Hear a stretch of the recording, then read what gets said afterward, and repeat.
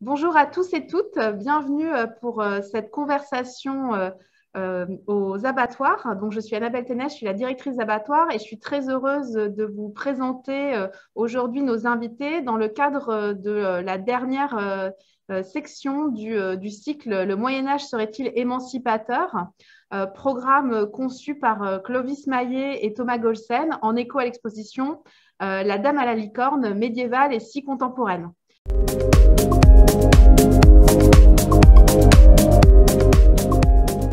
Et donc, je suis heureuse d'accueillir parmi nous pour cette conversation autour de l'utopie artisanale, donc Thomas Golsen, qui a co-construit ce programme de conférences et de performances.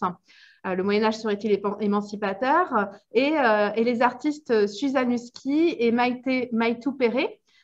Suzanne Husky étant une artiste qui est présente dans l'exposition La Dame à la licorne médiévale et si contemporaine.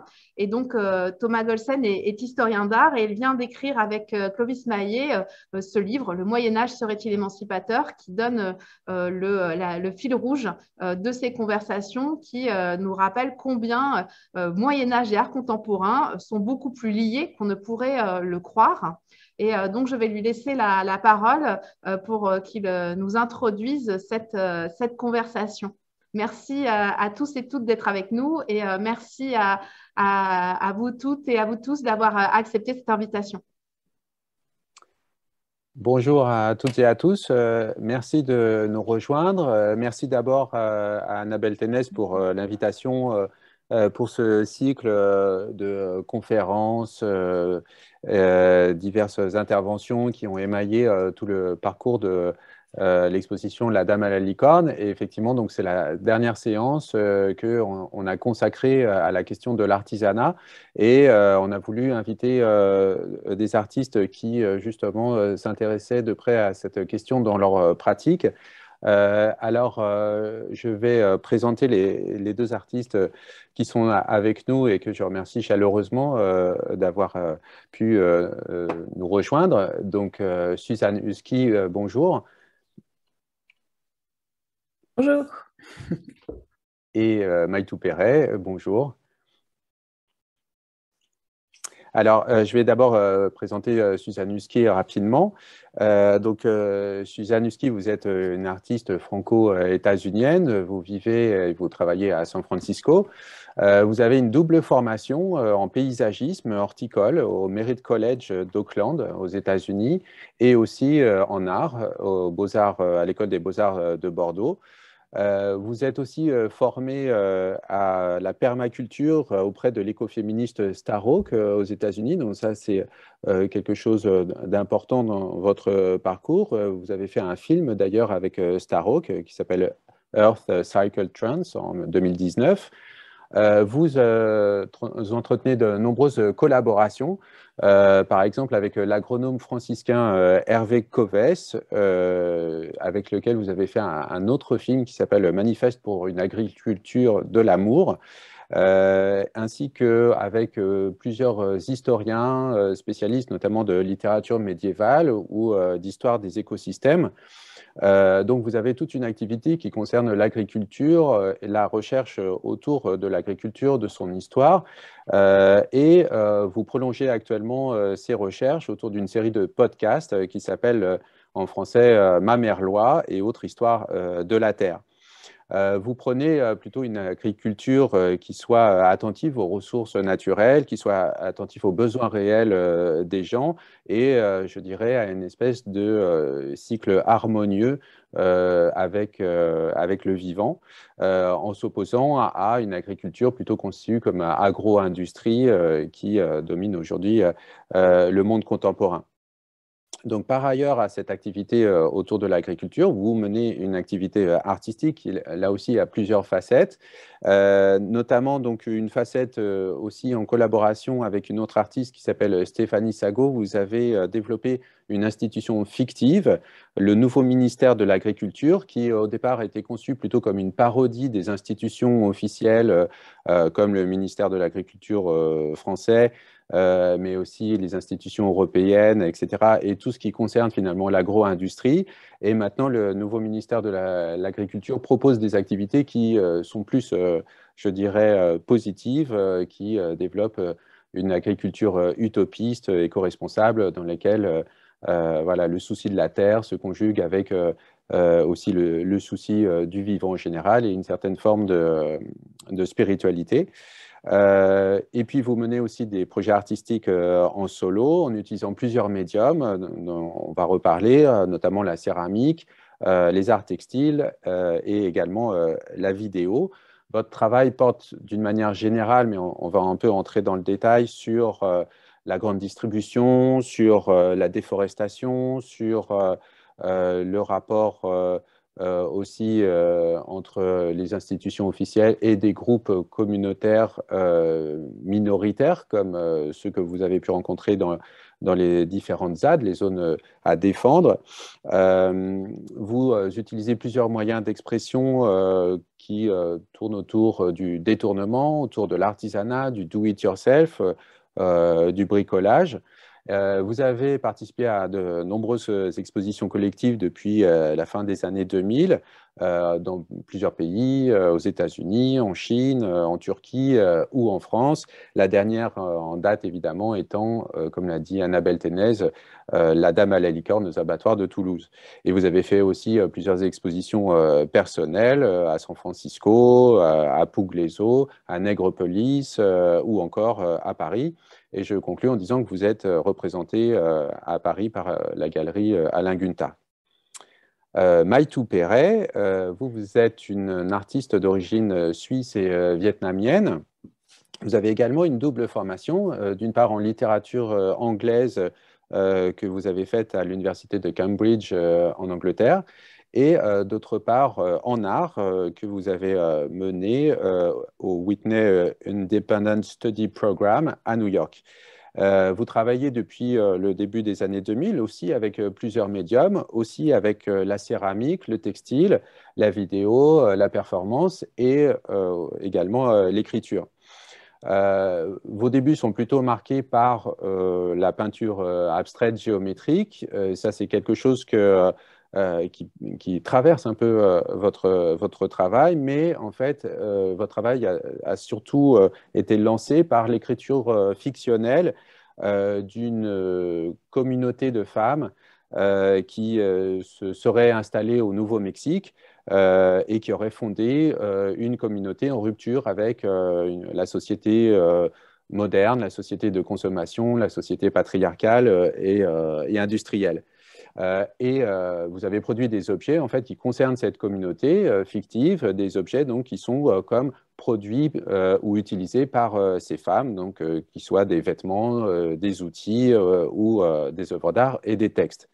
Par la suite, votre travail s'est plutôt orienté vers je dirais une relecture de l'histoire de l'art moderniste, une relecture féministe de l'histoire de l'art moderniste. Vous avez redécouvert des figures oubliées ou des œuvres qui avaient été qui avaient disparu, que vous avez d'une certaine manière recréées. Et puis, vous vous intéressez aussi au monde contemporain, par exemple, avec un projet qui concerne les femmes kurdes, les guerrières kurdes de la région du Rojava au Kurdistan, où vous avez pu observer une certaine forme de communauté, de vie communautaire aussi, qui vous faisait penser à ces communautés utopistes qui vous intéressaient depuis le départ. Alors, si vous avez également fait de nombreuses expositions collectives un peu partout dans le monde, donc évidemment en Suisse, mais aussi en France, aux États-Unis, en Grande-Bretagne, en Italie, en Chine, en Allemagne, en Corée du Sud, etc. La dernière en date que je pourrais citer, c'est l'exposition Les Flammes à Paris, une exposition consacrée à la céramique dans laquelle vous avez présenté un petit groupe de pièces. Par ailleurs, vous avez eu aussi plusieurs expositions personnelles, Je citerai notamment une grande rétrospective au MAMCO à Genève en 2018. Et puis, une des dernières en France aussi, c'était, si je ne me trompe pas, au Centre régional d'art contemporain au Havre en 2020. Et je crois que vous êtes justement en ce moment même en train de préparer des nouvelles expositions. Vous êtes représenté par plusieurs galeries, notamment la galerie David Kordoński à Los Angeles, la galerie Francesca Pia à Zurich et la galerie Simon Lee à Londres. Alors, après cette présentation, je vais expliquer pourquoi je vous ai réunis toutes les deux.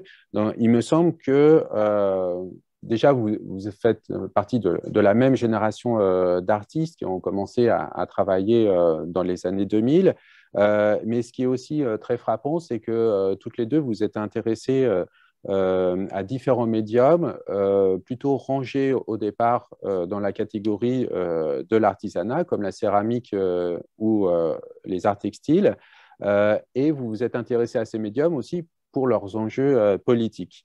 Un autre point commun, c'est que vous vous intéressez beaucoup à l'histoire, non seulement l'histoire de l'art, mais aussi l'histoire politique, en particulier l'histoire des mouvements utopiques et révolutionnaires qui pouvaient aussi avoir déjà réfléchi à la question de l'artisanat et qui croisent d'ailleurs à certains moments l'histoire des mouvements artistiques, notamment l'histoire des avant-gardes. Vous dialoguez donc avec différentes figures historiques qui ont jalonné ces rapports entre l'artisanat et la révolution, l'artisanat et l'utopie, notamment avec l'écrivain, artiste, entrepreneur anglais William Morris, qui à la fin du 19e siècle a lancé le mouvement Arts and Crafts, donc qui visait justement à dépasser la frontière entre art et artisanat, et qui, par ailleurs, était un socialiste qui a notamment écrit une utopie très célèbre à son époque, News from Nowhere, qui décrit un monde d'après la Révolution dans lequel il n'y aurait plus de classe sociale et il n'y aurait plus non plus d'industrie. Donc un monde dans lequel on serait revenu complètement à une pratique artisanale.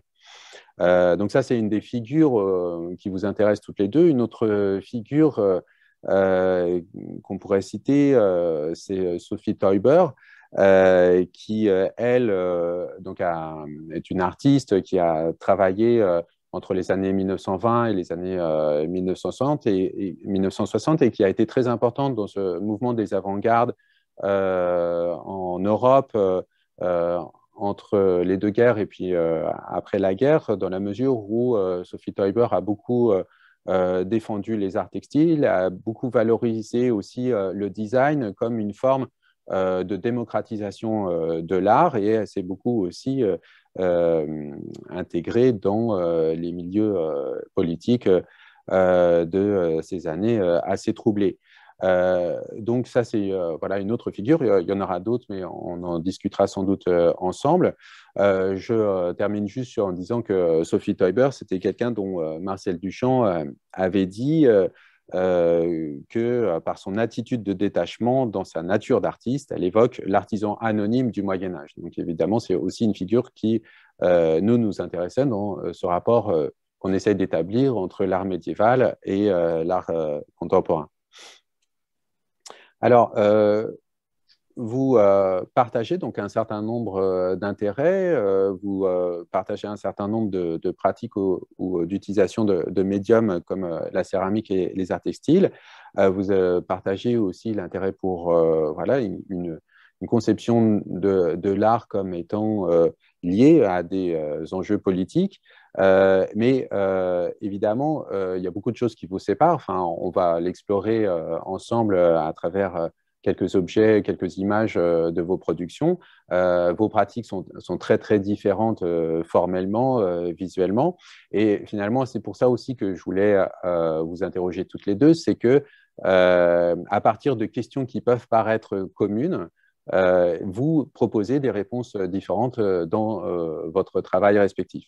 Et donc, c'est un peu l'interrogation de ces réponses que vous apportez à des questions qui nous concernent tous que je voulais ici avoir votre retour et discuter avec vous sur ce que vous proposez. Donc, merci à toutes les deux. Et je vais commencer par une première question qui va permettre d'introduire un peu la conversation. Cette question, c'est comment est-ce que votre intérêt pour l'artisanat se manifeste dans votre travail?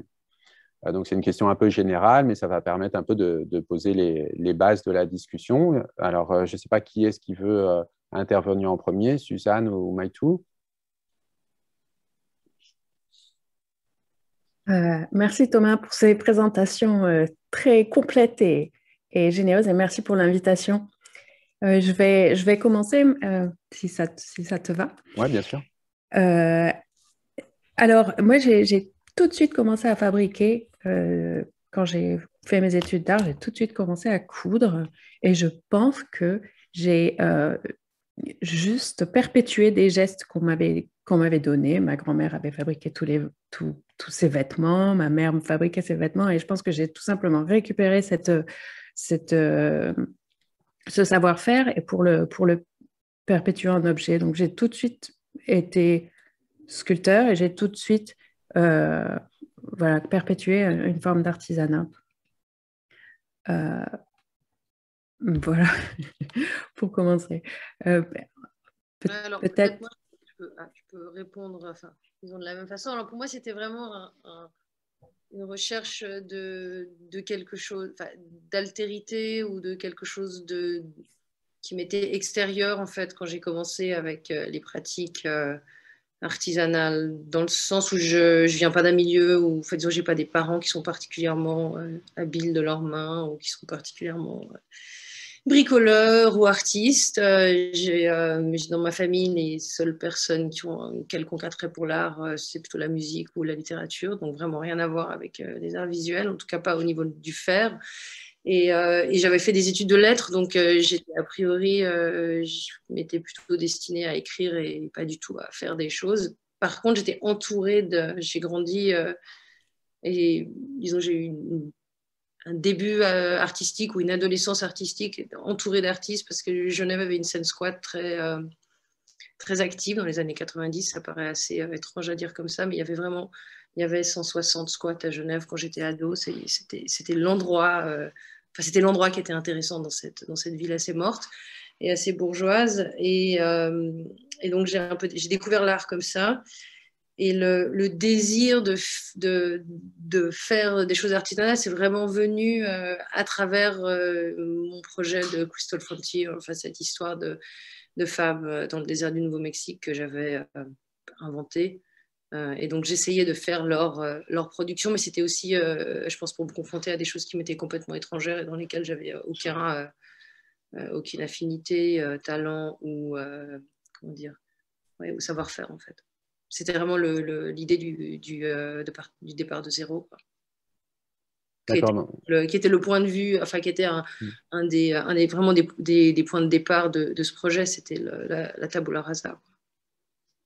Impossible évidemment, mais le désir de tabula rasa. Donc vous vous mettiez un peu à la place de ces femmes, vous-même en vous mettant à des pratiques avec lesquelles vous n'étiez pas familière. Ouais. En essayant de faire ce que ces personnes faisaient, parce qu'en fait mon espèce de principe de départ, c'était c'était déjà l'idée que j'allais imaginer des personnages, donc une collectivité, donc plusieurs personnes, et que j'allais fabriquer leurs objets, leur environnement, leur production. Ça venait d'un très fort désir de fuir le geste individuel artistique, on va dire, ou la problématique de l'auteur et de l'expressivité. C'est un truc qui m'a poursuivi depuis mes études de lettres. En fait, j'ai toujours été intéressée par des techniques de désubjectivation, des façons de ne pas être l'auteur, en fait. Et l'artisanat, c'est intéressant, enfin, évidemment, pour ça. Et donc, je pense que c'est pour ça que je me suis penchée là-dedans. Puis évidemment, il y avait la lecture aussi d'écrits féministes qui se penchaient sur ces questions et qui... c'est un chemin qui avait déjà été parcouru, c'était intéressant de le reparcourir, en fait. Et alors, dans le prolongement de finalement ce qui concerne votre formation, je me suis interrogé sur le fait que toutes les deux, vous avez des liens avec la France, mais votre formation artistique, elle n'est pas simplement française. Et je me suis demandé si ça avait un lien justement avec votre intérêt pour l'artisanat, parce que dans les pays anglophones, on parle plutôt du craft. Et le craft, ce n'est pas exactement la même chose que l'artisanat. Il y a par exemple le spécialiste de cette question qui s'appelle Glenn Adamson. Lui, il définit le craft comme une pratique manuelle, mais plus ouverte en fait que l'artisanat, qui concerne notamment ce que peuvent faire des gens qui sont connus comme artistes. Je voulais vous demander si le fait que vous êtes passé par l'Angleterre ou par les États-Unis, ça avait joué justement dans votre ouverture à vous par rapport aux pratiques artistiques. Oui, très clairement. Moi, je pense que le fait d'être la génération qui suit celle des années 70, qui était do it yourself, tu fabriques ta maison, parce que ici, là où je suis en Californie, on est à l'héritage de cette génération encore. Et quand moi j'ai fini mon master ici aux États-Unis, c'était California College of Arts and Craft. Donc le craft est tombé depuis, et ça a été hyper polémique et problématique, mais il y avait encore c'était ensemble. On apprenait, il y avait plein d'ateliers comme ça de fabrication. C'était pas. Donc oui, je pense que c'est un héritage hyper important. Bon, moi, je veux dire, quelque chose, ça venait de quelque chose d'être de plus historique ou intellectuel, dans le sens où l'université où j'étais, c'était pas très basé sur le travail manuel, enfin, il n'y avait rien. C'était vraiment une université très classique avec un programme.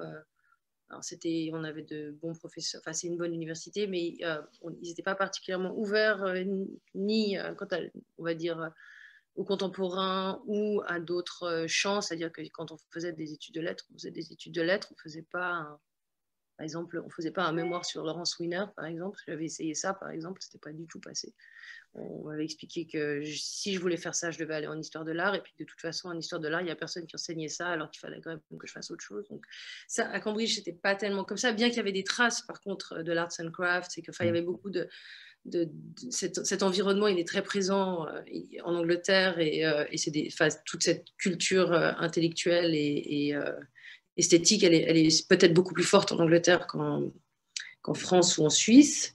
Et puis le Whitney, c'était vraiment, au Whitney, c'était presque une révolte en fait de faire des choses soi-même, dans le sens où au ISP, on était vraiment dans l'héritage de la critique institutionnelle, et l'idéal de Ron Clark, qui était notre directeur, c'était plutôt de faire des artistes qui étaient des activistes et des écrivains, et surtout pas des artistes qui fabriquaient des choses. Et en plus, il n'aimait pas du tout la poussière. Donc c'était un environnement où on était plutôt découragé de faire des objets, c'était un peu vulgaire. C'était un peu mercantile, c'était un peu du côté du marché, c'était pas tellement encouragé. Mais il y a pas mal d'autres d'artistes qui étaient dans mon année qui ont fait des pratiques qui étaient très matérielles, donc je pense que c'était quelque chose qui couvait, qui était question qu'on se posait, et puis on redécouvrait les années 70 en fait, je pense. Peut-être pour compléter, Thomas, quelque chose qui émergeait aussi dans ces années 80 et qui réémerge d'une manière très forte maintenant, ici toujours, c'est la question de tech versus tech. Tech, T-E-K versus technology. Et TEK, c'est Traditional Ecological Knowledge. Et ça, c'est un terme qui a émergé dans les années 80 avec ce désir de, on ne sait plus rien faire en fait, on ne sait plus rien faire avec nos doigts. Comment est-ce qu'on peut réapprendre ces savoirs traditionnels qui sont pas, qui laissent pas du poison sur la terre, qui laissent des objets qui sont biodégradables, qui sont Je pense que c'est important parce que ça, c'est vraiment quelque chose qui est énorme dans les écoles d'art en ce moment aux États-Unis. Cette question des savoirs traditionnels écologiques. Et on va peut-être aussi parler de vos pièces, qu'on voit un petit peu ce que vous faites pour que les spectatrices et les spectateurs se rendent compte s'ils ne connaissent pas déjà votre travail. Mais avant ça, puisque Suzanne, vous parliez des écoles d'art, vous avez toutes les deux enseigné ou vous enseignez en école d'art. Et je voulais savoir si justement ça, c'était quelque chose que vous transmettiez aussi, cet intérêt pour le savoir-faire manuel et aussi ce que ça implique en termes d'écologie, en termes aussi de politique plus générale. Et si c'était quelque chose qui avait un répondant aussi chez vos étudiantes et vos étudiants. Alors en tout cas, moi ici à Genève, j'ai vraiment l'impression qu'il y a un intérêt très fort des étudiants pour les pratiques manuelles ou les pratiques matérielles en fait. La céramique, ce genre de choses. Et je pense qu'il y a un besoin, après, moi, j'ai tendance à utiliser un peu l'école comme moyen de poursuivre des recherches ou de développer de chercher des choses que je ne connais pas encore ou d'apprendre des choses avec les étudiants. Et l'année passée, c'était il y a 2 ans, mais ça a été un peu interrompu à cause du Covid et ça a été vraiment fait l'an passé. J'avais fait un projet de workshop avec les étudiants autour de la céramique et vraiment autour de la question du craft. Et notre idée, c'était de faire un workshop où on apprenait en à peu près 2 mois avec l'aide d'une professionnelle en fait à tourner. Donc à tourner des pots et c'était un truc assez simple où en fait avec je crois 8 étudiants on fabriquait, et cet ami qui est professeur de céramique, on fabriquait la vaisselle pour un repas et ensuite on faisait un repas où on invitait, vite ça a été relativement cauchemardesque mais néanmoins on a quand même réussi à le faire et après et ensuite on décorait les assiettes. On a invité un artiste qui s'appelle Matthew Lutskinoy qui travaille beaucoup avec la céramique et en particulier beaucoup avec un type de céramique un peu mayolica, une espèce de on va dire d'imaginaire de la céramique décorative comme chez Picasso par exemple. Donc on a invité Mathieu après à faire un atelier de décor avec nous. On a fait un espèce de crash course de décor. Enfin, on a décoré, je ne sais pas combien de centaines d'objets en 2 jours. Et puis après, on a fait notre dîner. Donc ça, c'était vraiment complètement lié à cette question du craft, d'un apprentissage manuel et physique et comment dire, incorporé, quoi. Enfin, une espèce de mémoire du corps, de connaissance des objets. Et c'était vraiment frappant de voir que les étudiants qui s'inscrivaient à ça, alors il y a des gens qui avaient des pratiques de céramique, mais il y a aussi il y avait aussi quelques étudiants qui étaient vidéastes, par exemple, ou performeurs, et qui n'avaient jamais touché la terre et qui étaient ravis vraiment de plonger là-dedans. Donc oui, je pense que ça répond, c'est un intérêt qui est assez général. On n'a qu'à voir l'expo Les Flammes, par exemple, c'est quand même aussi un peu le moment, je pense. Ouais. Et Suzanne Alors moi, j'ai enseigné le paysage et j'ai enseigné Plant Matters. Donc, c'est des cours qui ne se prêtent pas forcément à la fabrication d'objets, mais plutôt à comprendre le lien entre l'histoire de la représentation du paysage et l'art contemporain. Et Plant Matters, c'était un cours plutôt de sciences pour des jeunes artistes. Donc, c'était pas des choses qui se prêtaient hormis développer le contact avec les plantes et l'observation et des choses comme ça. Donc, c'est un petit peu à côté. D'accord. Et alors, peut-être on peut commencer un peu à regarder votre travail. Donc, je crois que Suzanne, vous avez préparé des objets à nous montrer. Est-ce que vous voulez nous en parler? Oui, j'ai 3 petits objets. Alors, le premier, c'est le premier pot que j'ai fait en céramique et donc qui est tout craqué en bas. Et alors moi, j'ai pas fait de terre jusqu'à je sais pas 2010, un truc comme ça. Ça m'intéressait pas. Et un jour, donc j'étais ici en Californie, et je suis allée visiter une usine de céramique. Et c'est une usine qui fabrique les parpaings pour les potiers. Et là, j'ai réalisé, donc c'était pour faire un film, et j'ai réalisé que la terre, c'est pas quelque chose qu'on sort de, c'est pas quelque chose qu'on sort de la terre, on enlève les cailloux, tout ça. C'est quelque chose, c'est de la pierre concassée qui vient de Chine, de la pierre concassée qui vient de ils fabriquaient tout, c'est une recette, donc, et ils fabriquaient ces parpaings. alors déjà, d'une part, de comprendre l'artifice de ce matériau traditionnel, et d'autre part, leur client principal, c'était pas du tout l'industrie de la céramique, c'est l'industrie pétrolière. Parce que, en Californie, il y a plein de pétrole, et en fait, ils fabriquent de la boue de forage, qui s'appelle la boue de forage, qui est un mélange d'argile et d'argile bentonique qui a des capacités expansives énormes. Donc, c'est une boue qu'on injecte dans les puits de pétrole, de gaz de schiste, qui gonfle, qui colmate les puits et qui empêche la pollution des nappes phréatiques. Après, une fois que cette glaise elle a absorbé tous les produits chimiques hyper toxiques dans les puits de forage, on l'enlève. Et avant, on la jetait dans la mer, maintenant c'est interdit, maintenant on la fait sécher dans des bassins dans les déserts. Et donc ce premier pot, il est en pot de boue de forage. Et en fait, je l'ai fait il y a 10 ans. Et ça, là, c'est la partie qui a séché. Et cette partie, elle n'a toujours pas séché. Et elle pue, en fait. Ça sent encore des produits chimiques. Et ça a craqué à cause de l'argile bentonique, parce qu'elle a rétracté. Et en fait, cette expérience, elle m'a un petit peu... Donc, j'avais récupéré un tout petit peu de boue de forage pour faire juste ce pot. Les autres ont pété. Et en fait, ça a été un moment un peu... un moment de réveil par rapport à cette pratique. Et ensuite, j'ai commencé à faire des pots, mais avec des argiles sauvages, avec un céramiste français qui faisait tout un bassin pour filtrer son eau et pour filtrer sa glaise. Et donc, il se préparait 1 tonne de glaise par an pour faire tous ces pots. Donc, bien sûr, moi, la politique des matériaux, tout ça, c'est quelque chose qui est hyper important et hyper intéressant pour moi. Donc, voilà, ça c'était le premier petit pot que je voulais partager. Le second petit objet, c'était un petit panier que j'ai fait. Bon, ça, il n'y a pas longtemps, tu demandais si on enseignait. Moi, je prends des cours tout le temps. Donc ça, c'est un des derniers cours.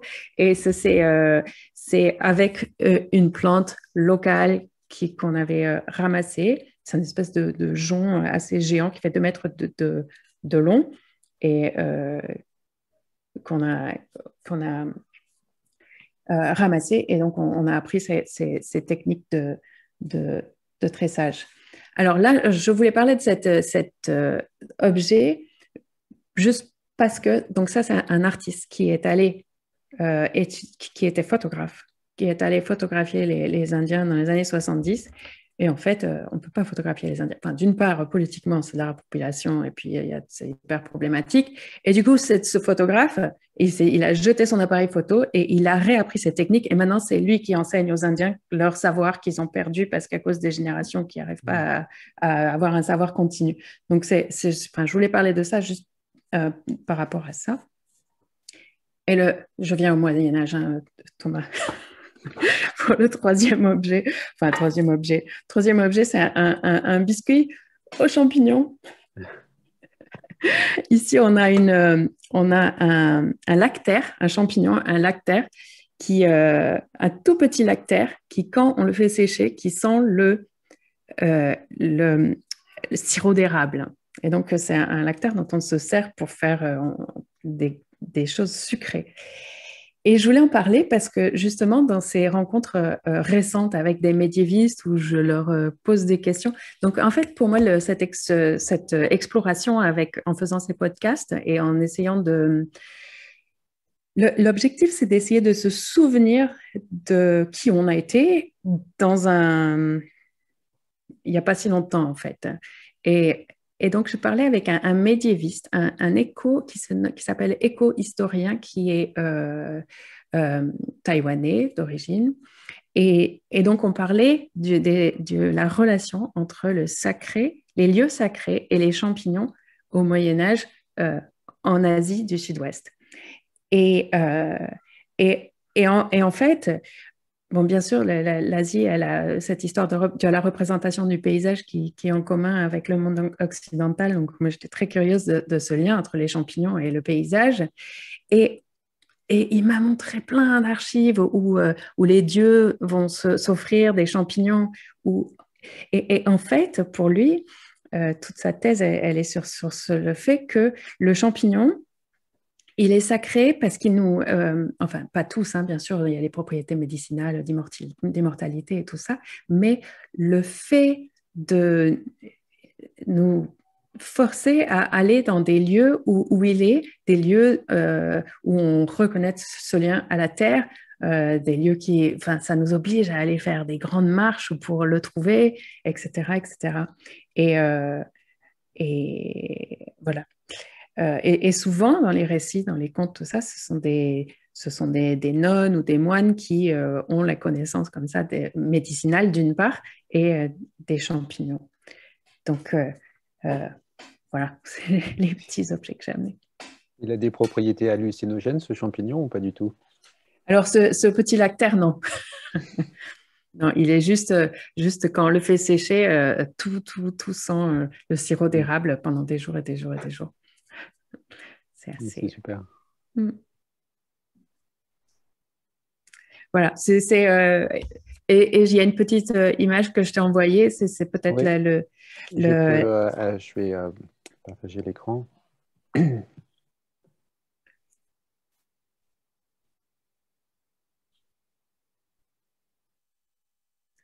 Alors, celle-là, je l'ai mise sans... Est-ce que il n'y a pas forcément un lien avec le Moyen-Âge. Donc ça, c'est une bibliothèque de graines que j'avais fabriquée il y a 10 ans à peu près, et qui a perpétué, mais qui maintenant a déménagé dans la librairie de San Francisco. Mais je l'ai mise parce que en termes d'artisanat, en ce moment, peut-être que la seule chose que je fais, et j'appelle ça artisanat, c'est peut-être pas dans cette catégorie, mais pour moi, c'est tout aussi important, c'est de semer. Donc, le mercredi, donc plus tard aujourd'hui, tous les mercredis, je vais dans un jardin qui est une espèce de banque alimentaire. Enfin, c'est un jardin où on plante plein de choses et qui sont ramassées par la communauté locale. C'est comment on dit, un jardin de sécurité alimentaire. Et à un moment, j'ai eu un besoin de toucher les graines. C'est de réaliser que les graines, maintenant, beaucoup de graines ont plus le contact avec les mains. Et donc, c'est pour ça que je le mets dans la catégorie artisanat, parce que les graines, elles sont, enfin, si on pense à du maïs, le maïs, il est récolté par des machines, il est balancé dans d'autres machines, il est transformé par des machines, et la graine, elle est séparée et préparée, et elle va être semée par des machines. Donc maintenant, on a des plantes où il y a plusieurs générations de graines qui ont eu que ce contact avec les machines. Et qu'est-ce que ça fait pour des graines qui sont des choses, enfin, plus on sait sur les graines, plus on sait que les graines, elles se souviennent de tout. Enfin, elles ont je crois, 6 couches ou 7 couches différentes de surface et forcément, elles se souviennent de tout ça. Alors, pour moi, c'est hyper important de perpétuer ce contact avec les graines. Donc, les mercredis, je sème des choses. Et c'est pour ça que je voulais mentionner cet aspect-là parce qu'il me semble assez important. Merci. Maïtou, on peut peut-être montrer des images de votre travail qui sont à la suite. Voilà, peut-être vous pouvez nous en dire un mot. Alors, cette image, c'est une œuvre qui est assez ancienne, je crois que ça date de 2003. En fait, c'est une série je parlais surtout des céramiques de 4 tables 4 tables en bois qui contiennent des objets en céramique. Et les tables, enfin l'ensemble s'appelait 25 Sculptures of Pure Self-Expression. Et en fait, mon idée avec ça, c'était que j'avais décidé après, donc les femmes de la communauté Crystal Frontier qui était imaginaire, hein, dont j'avais commencé à écrire l'histoire.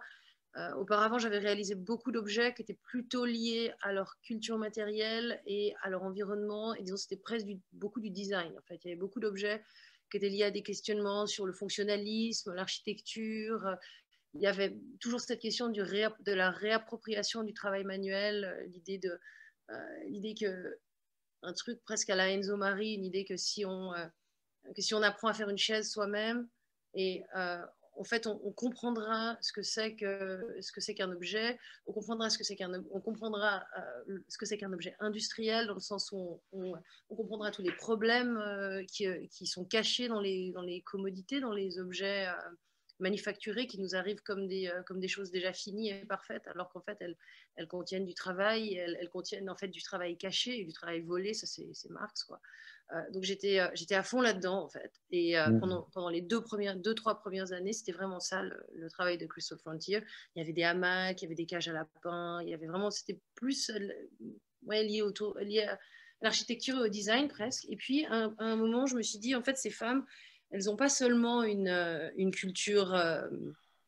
Enfin, il n'y a pas seulement le design, il n'y a pas seulement les objets utilitaires dont elles s'entourent, il y a aussi leur monde imaginaire, leur monde intérieur, leur représentation, leur construction imaginaire, etc. Et je me suis dit, je veux travailler là-dessus. Et là, j'avais une amie qui était céramiste, et je me suis dit, en fait, ce qu'il faut que je fasse, c'est de la céramique. Parce que j'avais en tête l'idée de la céramique comme objet. En fait, pour moi, c'était un art un peu institutionnel ou collectif par excellence. Ma copine enseignait elle travaillait pour l'Armée du Salut et elle travaillait avec des personnes handicapées dans un atelier protégé. Donc, elle était la céramiste qui s'occupait de les aider à fabriquer des choses et à travailler sur des objets. Donc, il y avait un but thérapeutique et aussi un but pour générer des profits et permettre à ces gens de vivre. Et en fait, je trouvais ça hyper intéressant, cet art qu'on donnait à faire aux enfants dans les écoles, aux prisonniers dans les prisons, aux personnes dites mentalement déficientes dans les institutions. Et en fait, en 2003, c'était pas un truc qui était particulièrement valorisé dans le monde de l'art. C'était pas encore la mode, entre guillemets. Enfin, la plupart des gens trouvaient ça un peu pourri, un peu artisanal, un peu pas. C'était pas une chose, je crois, qui intéressait beaucoup de monde. Et donc, je lui ai demandé si elle pouvait me prêter son atelier et si je pouvais faire l'atelier d'expression pure des femmes de la communauté de New Ponderosa, tout en sachant que je ne croyais pas du tout à l'idée de l'expression pure et que ces personnes n'existaient pas. Donc, c'était un gros délire, en fait, cette histoire. Donc, j'ai fait des listes, en fait, de ce que j'imaginais être les différentes catégories d'objets à travers lesquelles ces femmes pourraient s'exprimer ou de formes à travers lesquelles elles pourraient s'exprimer. Et puis, j'ai aussi invité des amis à réaliser des objets. Mais de nouveau, c'était une fausse promesse de liberté parce que c'était pas du tout, je leur disais pas du tout, viens chez moi et exprime-toi, fais ce que tu veux, parce qu'en fait, je leur filais une liste et ils devaient faire des trucs qui étaient déjà dans ma liste. Donc, c'était assez borné. Et puis, on a réalisé plein de choses, plein d'objets. Et ensuite, je les ai tous émaillés dans la même couleur et je les ai divisés en 4 tables selon 4... on va dire, concepts, 4 regroupements. Il y avait le principe masculin, c'est celle de devant. Le principe féminin, c'est la table qui est à gauche. Donc le masculin et féminin, c'est 2 tables carrées. La table masculine, les objets sont rangés en gris. La table féminine, les objets sont rangés en cercle. C'est un peu débile. À droite, il y avait une table qui était une table abstraite.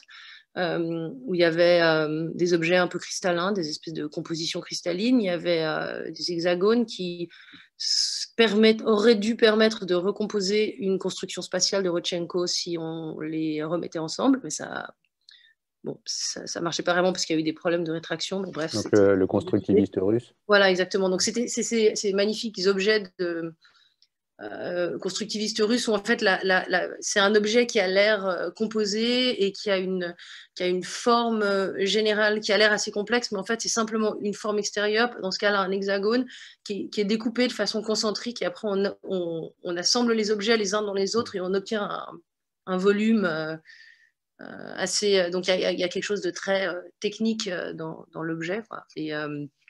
Et un cube qui représentait la vision de... Il y a dans le texte. Enfin, c'est un truc qui est lié c'est un cube de Tony Smith, en fait. Ça évoque l'artiste Tony Smith. Et puis, au fond, il y a une petite table. Ouais. Et il y a une petite table qui s'appelle The Arts and Craft Movement. Et c'est des bouteilles que j'avais demandé à mon ami de tourner. Et évidemment, ça, c'est aussi un peu l'espèce de, comment dire, la contradiction qui est inclue à l'intérieur de l'ensemble, parce qu'on prétend que c'est des objets d'expression pure, et puis en fait, c'est des objets d'artisanat lambda qui ont une fonction, et normalement, on n'associe pas les bouteilles à l'expression. Enfin, c'était toutes ces choses-là. Et cet ensemble d'œuvres, c'était vraiment assez fondateur pour moi, en fait. J'ai poursuivi beaucoup de choses, aussi les inventaires de formes, les espèces de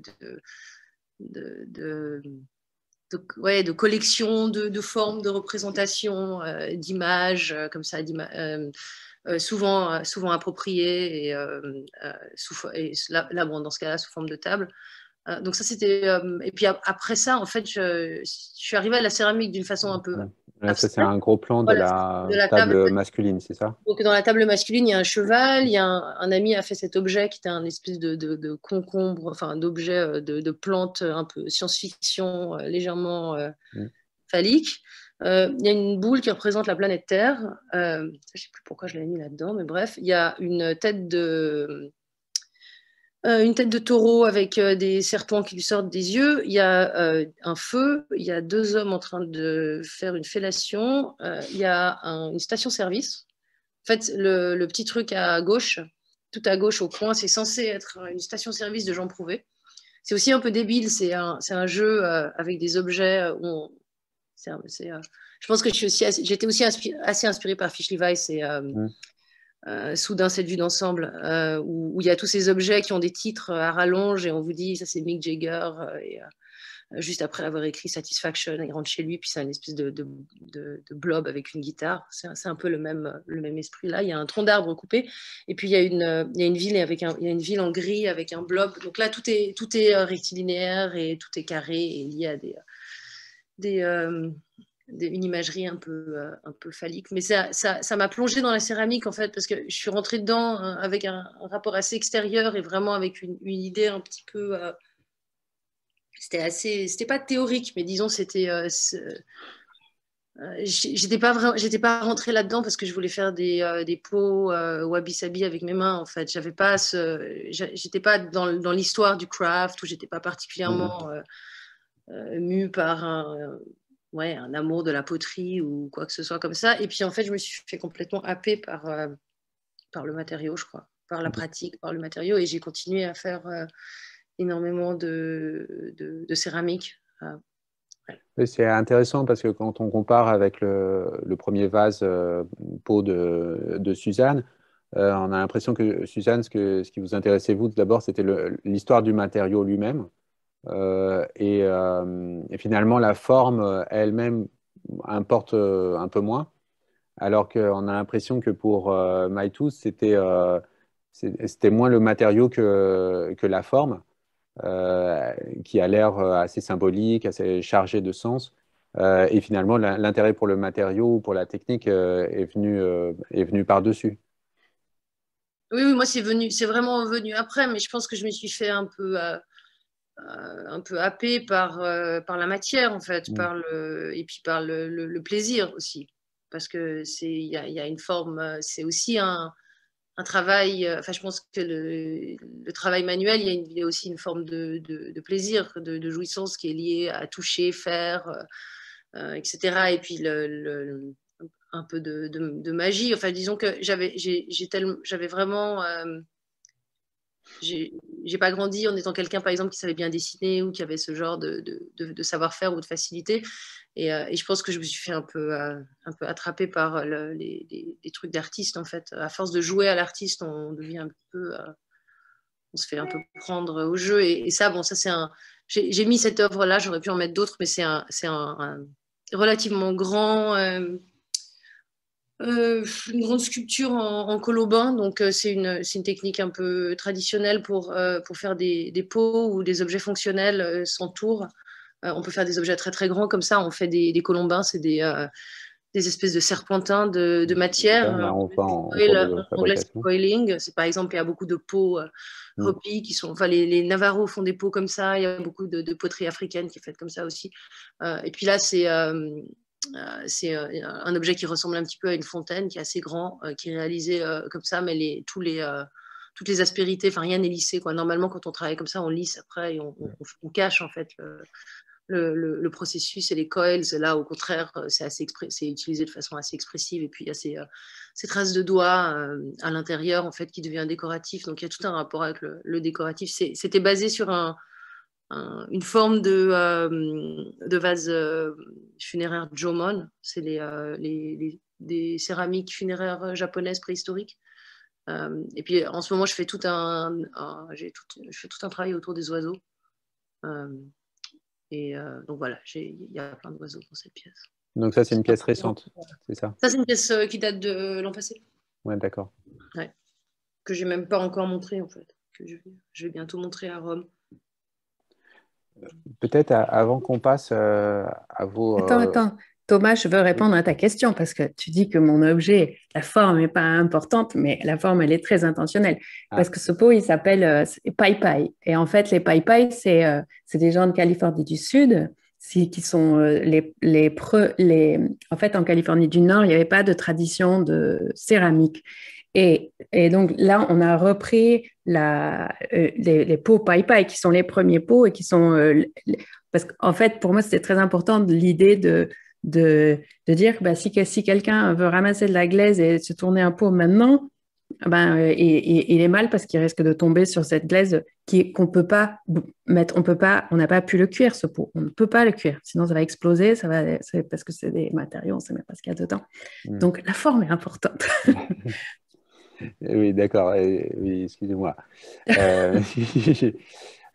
Oui, non, je pensais à d'autres céramiques que vous avez faites aussi, sur lesquelles il y a un décor émaillé.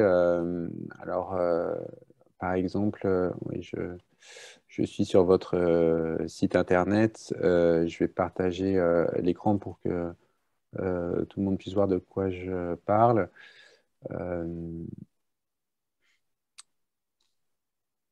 Ouais, je pensais par exemple à ces faux emballages de lessive. Dont vous avez fait toute une série. Là, je ne peux pas l'agrandir, celle-là. Il y a aussi ce genre de pot Dykes and Bikes, donc avec une série iconographique autour des bikers indiens. Et puis, il y a la série des faïences ACAB, All Cops Are Bastards. Là, celui-là, on peut agrandir. Voilà, là, on voit la série complète, donc, dans laquelle vous reprenez différents styles reconnaissables, de l'Antiquité grecque jusqu'à des styles plus récents. Peut-être vous pouvez nous parler aussi de ce rapport au décoratif, à l'émaillage dans les céramiques. Oui, alors ça, c'est quelque chose qui a été, bien sûr, ça a été compliqué pour moi pendant longtemps parce que bien sûr, aussitôt qu'on fait de l'illustration, de la décoration, on se fait quand même assez mettre de côté parce que tout ce qui est illustratif, c'est du superflu, de l'héritage d'Adolf Loos, bien sûr, de tout ce qui n'est pas pur et tout ça. Donc, moi, c'est un texte de... j'allais dire Didier Huberman, je ne sais plus comment elle s'appelle, cette philosophe française, philosophe Georges Didier Huberman? Non, c'est peut-être pas elle. Non, Christine Bussy-Glucksmann, pardon. Ah oui. Ouais, rien à voir. L'ornement, c'est ça? Oui, voilà. Et qui a écrit un livre qui est super. Moi, ça m'a complètement libérée par rapport à ce truc-là. Et de dire, déjà de comprendre l'histoire du rejet de l'ornement et de comprendre aussi que l'ornement, c'est prendre le temps, se prendre le temps de raconter des histoires de maintenant, des histoires qu'on a besoin de se dire et d'entendre. Pour moi, cette série, je l'ai faite après Occupy. Donc, Occupy, ici, aux États-Unis, on a vu une montée de l'État policier assez colossale, hein, qui n'était pas, enfin, sachant que les flics ici, c'est pas comme les policiers en France. On peut se suicider par la police ici. C'est suicide by police, ça existe. Donc c'est déjà, on avait déjà une police qui est ultra violente. Et ensuite, avec Occupy, ils ont déployé des stratégies militaires contre contre nous, contre les gens qui étaient en train de manifester. Et voilà, donc cette série, elle est sortie après ça. Voilà. Et là, donc, en termes de...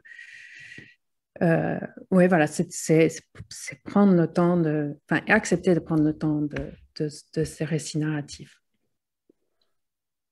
D'accord. Et oui, Maïtou Perret, c'est peut-être aussi quelque chose sur lequel j'aimerais vous entendre, le rapport à l'ornement, aux motifs, parce que vous venez d'une culture artistique qui est très marquée par l'abstraction géométrique, qui va de la peinture suisse qui remonte au Bauhaus en grande partie. Donc voilà, c'est pas forcément une tradition qu'on associe à la question de l'ornement. Donc je voulais savoir si c'était aussi quelque chose qui vous intéressait ou moi, j'ai toujours eu l'impression enfin, assez clair que le rejet de l'ornement, c'était le rejet ou du féminin ou de l'homosexuel. Enfin, quand c'était le rejet c'était quelque chose de très genré, en tout cas dans notre culture, bien que j'aime autant, enfin, évidemment, j'aime autant Agnes Martin que je pense la plupart des gens. Enfin, j'ai aussi, je suis constamment tiraillée entre mon amour de l'abstraction et d'une certaine pureté en abstraction et disons, tous les problèmes que je vois aussi là-dedans. Et je pense que ma porte de sortie ou la faille, la voie que j'ai trouvée, c'était celle du motif, en fait. Parce que dans les avant-gardes, il y a eu énormément d'artistes, et très souvent d'ailleurs des artistes femmes, qui ont travaillé avec le motif, la répétition et donc le décoratif. Et ça, c'est une espèce ouais, c'est ça, de faille ou d'endroit où le programme moderne se complique en fait. Vous avez fait des papiers peints, par exemple? Les papiers peints, et les papiers peints, j'en ai fait beaucoup. Beaucoup inspiré par des artistes russes, par exemple. Enfin, j'ai beaucoup travaillé autour de la figure de Stepanova. Et je me suis beaucoup réapproprié des motifs dessinés par Stepanova. J'étais très, très, très fascinée par tout vraiment le premier moment de la révolution russe quand un certain nombre d'artistes décident d'arrêter la peinture de chevalet et la sculpture formaliste et de rentrer dans la production. Comment s'appelle ce livre? Il y a un livre, il y a un livre qui est publié par MIT Press qui s'appelle, c'est quoi? C'est Imaginary Friends, ou je sais, qui est un livre incroyable qui est vraiment sur ce moment-là. C'est une historienne de l'art. J'ai un blanc sur le titre, je suis pas très bonne avec les titres, mais en fait, c'est cette narration du moment où une révolution commence, où elle n'est pas encore devenue quelque chose de totalitaire, ou ouais, c'est ça, quelque chose d'autoritaire comme va devenir la révolution russe, où il y a énormément d'espoir, où les choses sont ouvertes, et en fait, où les artistes se disent, ah ben, en fait, nous, on va faire les objets du nouveau monde, on va faire les objets de cette nouvelle situation, parce que à hommes et femmes nouvelles, environnement, objets nouveaux, et des gens comme Stepanova et Popova vont travailler pour des usines de textiles à Saint-Pétersbourg, ou enfin, c'est juste hallucinant, Mayakovsky et Rodchenko font les publicités pour un grand magasin qui s'appelle Gomme, qui sont absolument hallucinantes. Et donc, en fait, essayer de redessiner la culture matérielle d'un pays. Puis il y a quelque chose de très beau dans cette idée qu'en fait, les artistes servent à quelque chose, parce qu'en tant qu'artiste, des fois, on se demande un petit peu à quoi on pourrait servir. Et c'est très... j'étais vraiment impressionnée par cette histoire, surtout qu'elle est assez mise de côté dans la narration traditionnelle de l'histoire de l'art. Oui, je connaissais l'histoire du Bauhaus, etc., mais c'est pas la même chose, en fait. Et donc, j'ai beaucoup regardé, en fait, les motifs et les dessins que Stepanova et Popova ont réalisés pour les textiles. Et aussi, je trouvais hyper intéressant que des artistes qui étaient des grands peintres, en fait, décident de faire des tissus pour des robes aussi. Il y a aussi ça, quoi. ce rapport au corps et au quotidien et à la féminité, en fait, aussi. Oui, oui, comme Sonia Delaunay aussi en France. Oui, exactement. Ouais. Bah, il y a eu énormément Ouais. d'artistes qui sont. Enfin, c'est un moment qui est vraiment très riche aussi Mhm. iconographiquement et historiquement. Après, c'est peut-être aussi parce qu'il y avait une tendance naturelle à cantonner les femmes au rayon textile. Hein. Je pense que c'est Ouais. l'histoire du Bauhaus, par exemple. C'est l'histoire de l'atelier textile de tissage du Bauhaus. Oui, bah, C'est bien possible que si Annie Albers avait pu faire autre chose, elle aurait fait de la peinture et pas du voilà, tissage. c'est ça. Oui. Je pensais à l'exposition Annie et Joseph Albers qui s'est terminée au Musée d'Art Mhm. moderne de Paris, voilà, qui parlait nettement de ça, dans la façon dont elle a été mise dans la case textile parce que c'était une femme, et finalement, elle en a fait quelque chose de complètement novateur. Mhm. Ouais, c'est un moment super intéressant.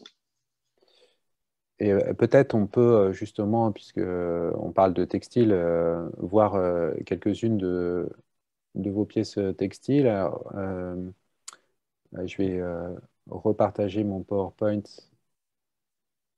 dans lequel j'avais préparé des images. Oui, alors ça, c'est une série en fait de Kilim. C'est-à-dire que au début, en fait, les toutes premières œuvres que j'avais réalisées, sauf erreur, enfin, c'est pareil, les toutes premières œuvres que j'ai essayé de faire, c'était des tableaux dont j'étais assez mécontente parce que j'avais toujours eu beaucoup de mal avec la matérialité du tableau et le fait de peindre un tableau sur une toile. C'était très compliqué pour moi quand j'étais au début de mon travail artistique. J'avais vraiment un problème avec ce format.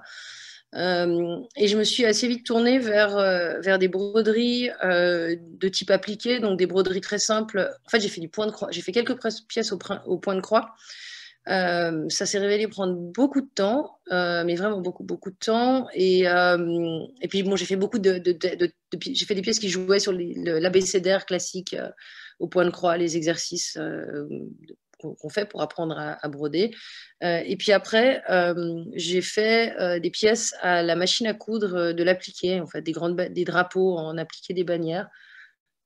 J'étais aussi très inspirée par les pièces de Mike Kelly en feutre, et cette esthétique assez pop et aussi assez rapide comme ça des bannières de Kelly. Donc j'ai réalisé beaucoup de pièces moi-même à la machine à coudre. Mais j'avais toujours envie de travailler avec du tissage ou des choses qui n'étaient pas juste de l'application. Et en 2000, je crois 14 ou 15, j'étais invitée à faire une résidence à Istanbul. Et le point de départ de cette résidence, où le propos, c'était assez classique. Ils invitaient des artistes à venir quelques mois, je crois 2-3 mois à Istanbul.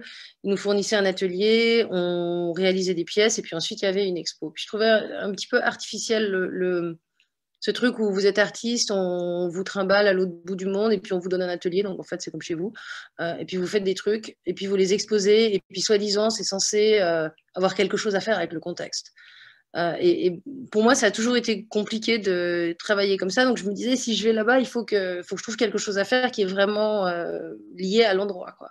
Et puis, un peu, aussi de façon un peu naïve, j'ai dit, vous connaîtriez pas des gens qui font des tapis parce que j'avais envie de faire des tapis.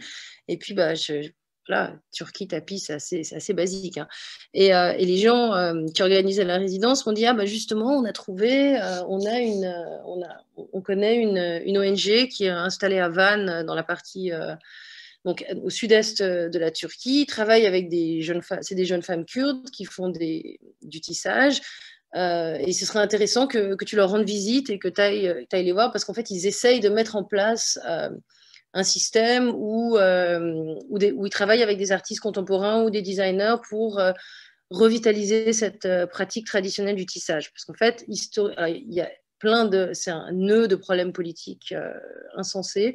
Mais l'histoire de ces femmes, donc qui viennent d'une région qui s'appelle Hakkari, au sud-est de la Turquie, c'est qu'en fait, c'est des communautés qui sont réfugiées à cause du conflit entre l'État turc et les Kurdes. C'est des gens qui venaient d'un mode de vie plutôt nomade et tribal, donc ils se déplaçaient entre des pâtures en été et des endroits dans un village en hiver. Et traditionnellement, ils avaient des moutons. Et traditionnellement, les femmes, depuis toujours, tissaient des tapis d'équilibre. Et ce n'étaient pas des objets qui étaient faits pour être vendus, c'était des choses qu'on fabriquait pour la dot de sa fille, pour décorer les mosquées. Enfin, mais c'était pas des objets, disons, c'était pas des objets capitalistes, c'était pas destiné à la vente, il n'y a pas de marché. Ensuite, ces gens ont été déplacés dans une ville à, je sais pas, 200 ou 300 km de chez eux. Ils se sont retrouvés dans des immeubles HLM. Et là, il y avait évidemment des problèmes de chômage. Enfin, c'était compliqué. Et en particulier, les jeunes filles, les pères ne laissaient plus les jeunes filles sortir de chez elles et refusaient de les envoyer à l'école.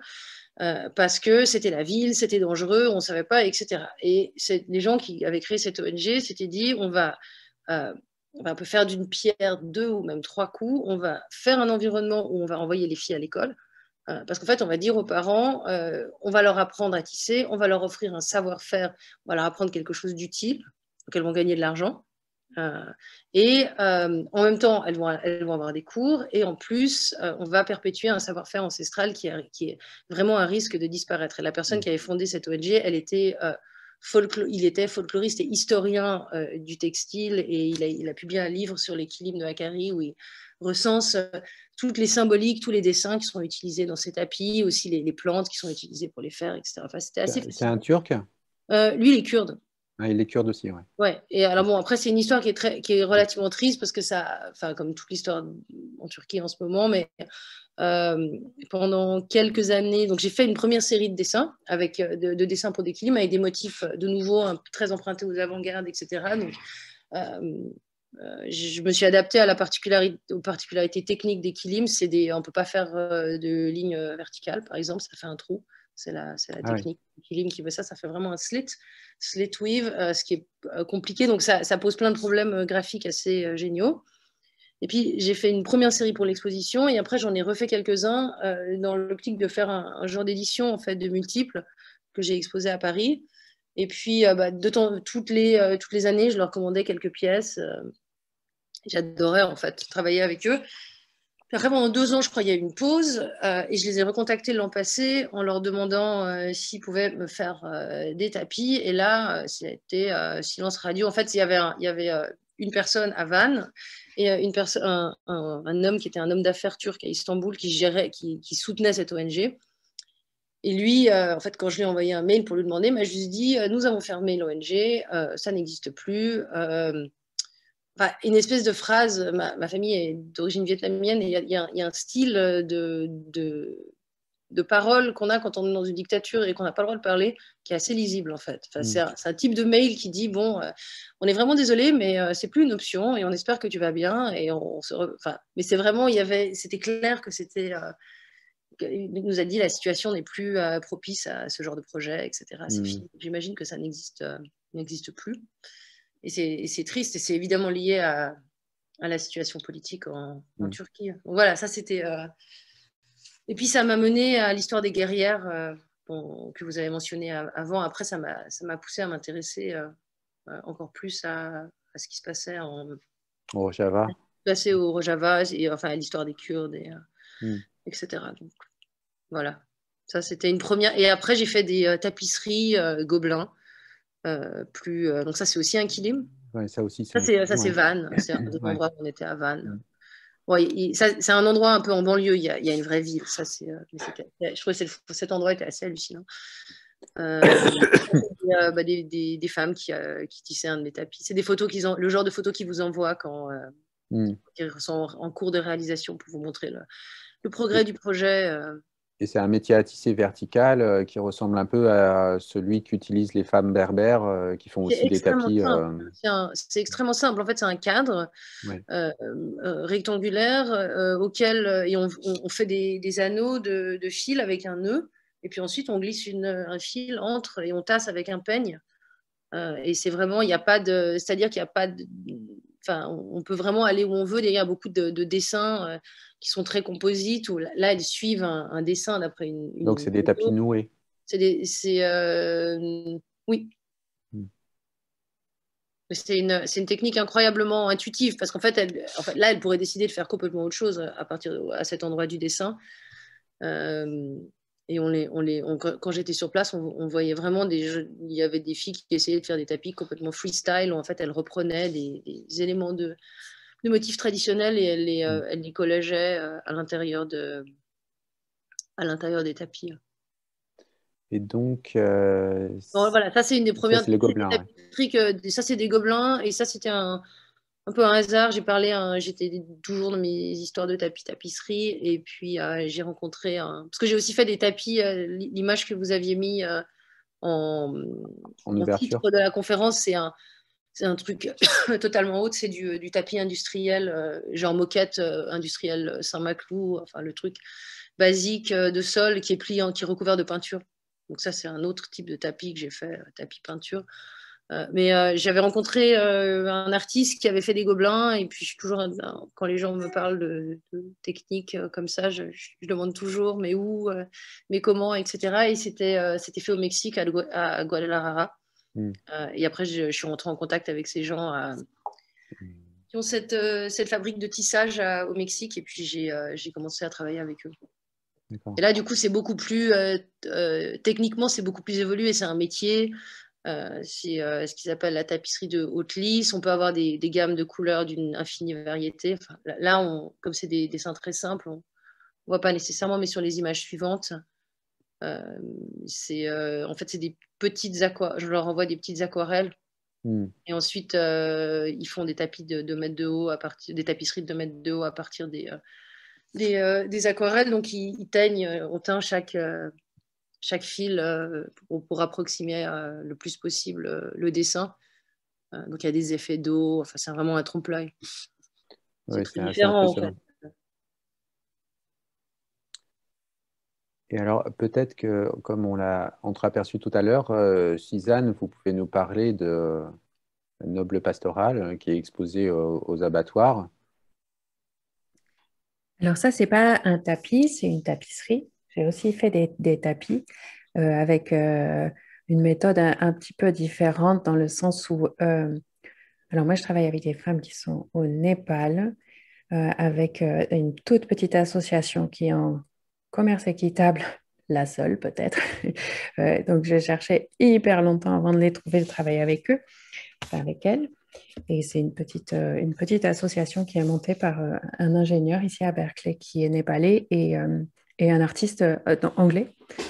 Mais bon, ça, c'est autre chose. Mais alors, la tapisserie qui est là, elle est faite avec un métier à tisser jacquard.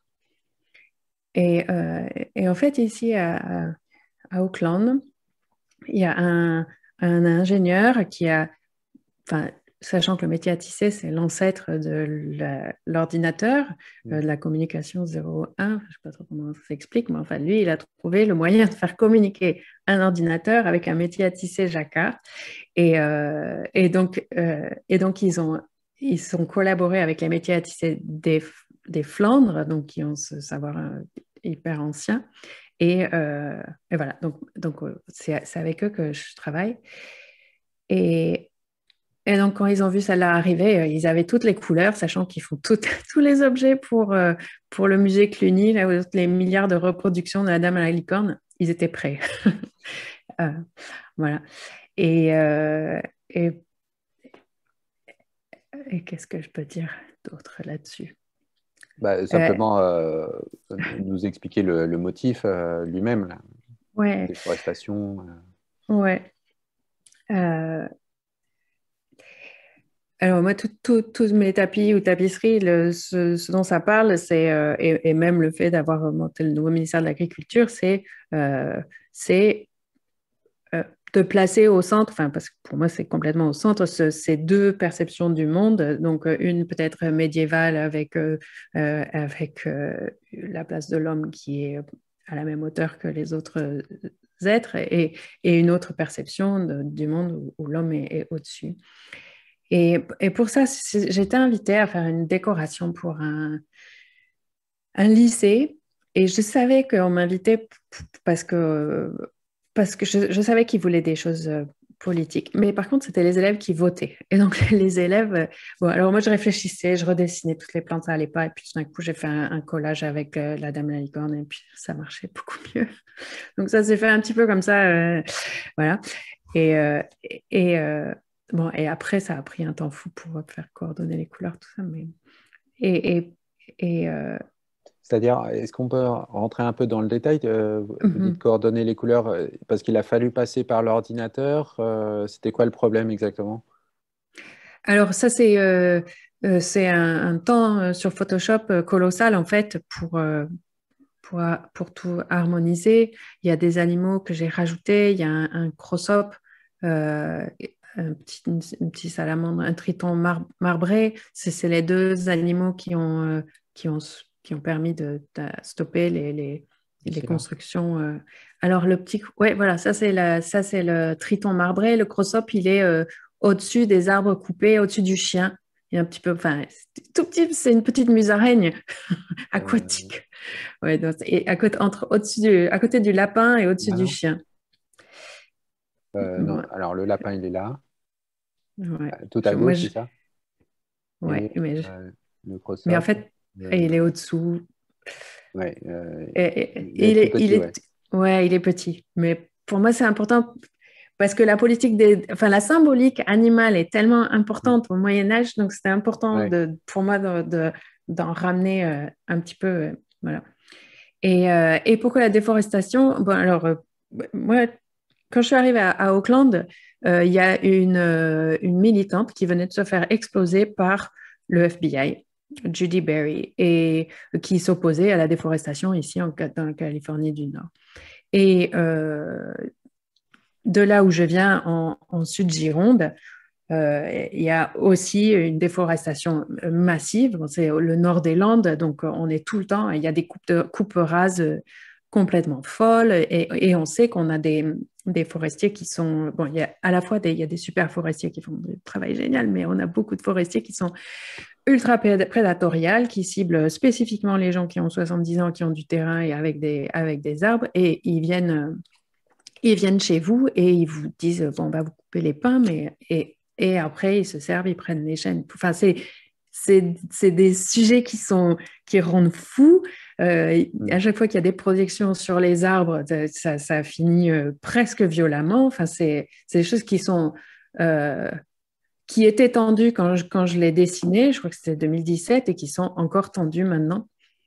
Et qui, enfin, voilà, enfin, enfin, dans mes cours d'agroforesterie, peut-être pour terminer, il parle souvent de Elon Musk qui a offert 1 million de dollars pour trouver une technologie qui peut absorber du soleil, stocker du carbone, blablabla, voilà. Puis il y a quelqu'un qui a répondu, moi je veux bien te vendre le brevet d'un arbre, mais ça existe déjà. Donc voilà, les arbres. Et donc le choix d'une imagerie, d'un style médiéval, c'est un peu par contraste, c'est ça, c'est pour justement faire signe vers cet état, ce moment de l'histoire où le rapport à la nature était complètement différent, même s'il y avait beaucoup de déforestation aussi au Moyen Âge en fait. Il y avait beaucoup de déforestation, mais il y avait aussi beaucoup de plantations. Il y avait un lien avec la forêt qui était complètement immergée. Les forêts étaient, enfin, bien sûr, aussi sauvages, mais les forêts étaient utilisées, pratiquées. Ils étaient tout le temps, quoi, en fait. Ouais. Tout le temps, toute l'année, à faire des cueillettes diverses. Alors, les tapisseries à mille fleurs, moi, je les ai toujours adorées. C'est avant la perspective. Souvent, avant cette espèce de contrôle de l'image et de la domination de la nature qui est représentée dans ce qui vient après. Donc moi, j'ai un petit peu toujours eu euh, une- un appel qui arrivait de cet endroit-là. Euh, Et je vais repartager mon écran pour qu'on voit des images de tapis comme celui-là. Donc est-ce que voilà. ça fait partie des tapis produits au Népal? Ouais. Ça, c'est le premier que j'ai dessiné. Alors ça, c'est le dessin, c'est pas le tapis. En dessous, Ah oui, c'est d'accord. le tapis lui-même. Ouais, alors moi, ce que je voyais dans mon entourage, c'est que les gens, ils collectionnaient les tapis de guerre afghans. et qui sont magnifiques, et magnifiques tapis. Donc, le motif, donc l'Afghanistan, qui est soit occupé par les Russes, soit par les Américains, soit qui est tout le temps, qui est tout le temps en tension comme ça. Et donc, les motifs de chars et de tanks et de généraux qui sont apparus comme ça progressivement dans les tapis traditionnels. Et, et donc, et bien sûr, cette production, elle a beaucoup séduit les Occidentaux. Donc, c'est les Occidentaux qui achètent ces tapis de guerre afghans. Oui, il y a Et l'artiste Michel Aubry qui a toute une collection, je crois, de ces tapis-là. ouais, ouais.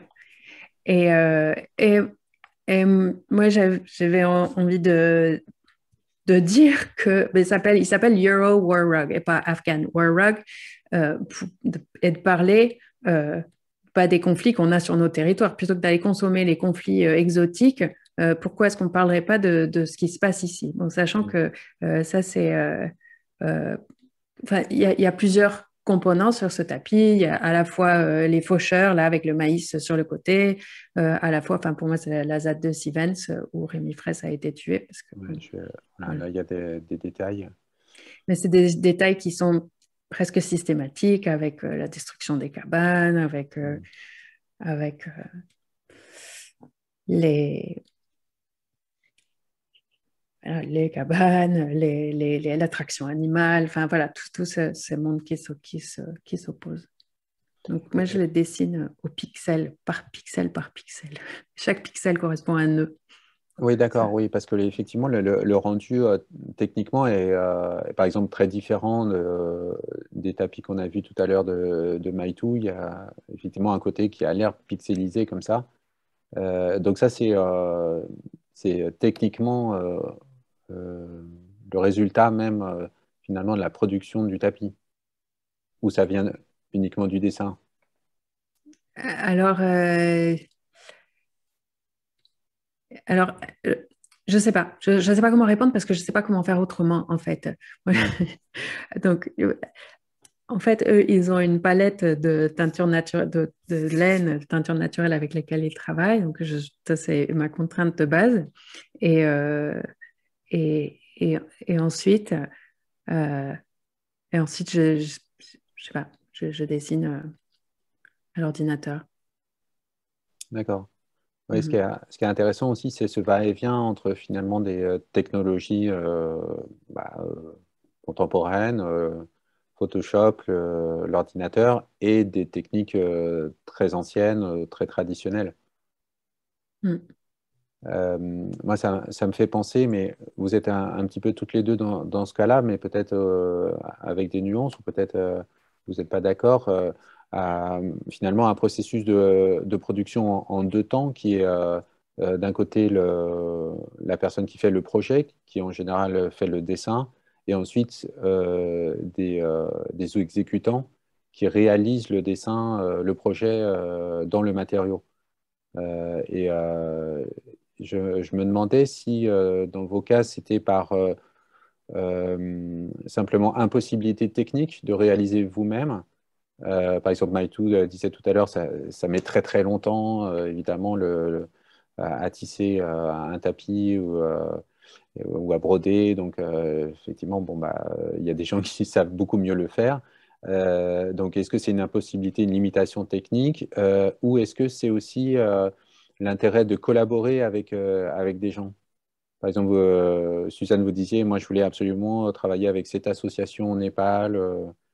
Maitou parlait aussi de ces femmes kurdes. Donc, ça a l'air aussi important de savoir que vous ne le faites pas faire par n'importe qui, mais par des gens bien précis.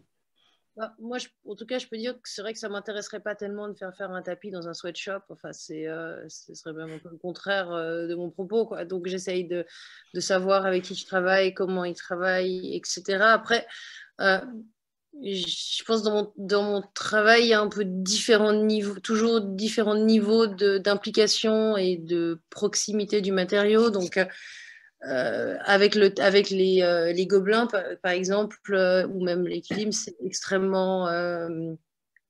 Enfin, il y a beaucoup de détachement. C'est-à-dire, il y a en effet un carton, un dessin qui est produit, et puis des gens qui réalisent. Après, il évidemment, il y a des discussions sur l'interprétation, sur comment on gère telle ou telle partie, mais c'est pas mon métier et c'est pas moi qui fait. Même ça se passe dans d'autres pays que le mien.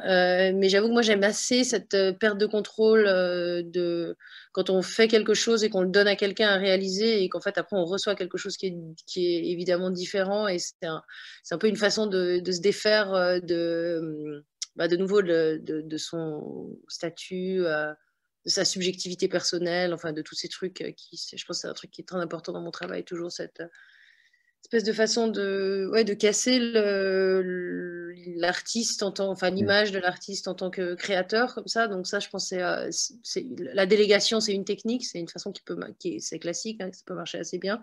Et puis après, avec la céramique, c'est beaucoup plus des allers-retours maintenant. C'est-à-dire que je travaille beaucoup avec des gens avec qui je fabrique les céramiques, mais je passe beaucoup de temps dans l'atelier, je fais certaines choses. Et puis j'avoue que j'adore l'espèce de... Il y a quelque chose de magique dans le fait d'expliquer à quelqu'un ce qu'on voudrait avoir et de voir comment la personne répond par rapport à C'est une traduction en fait, c'est une espèce de co-création et c'est assez génial. Je viens de commencer à travailler avec un verrier.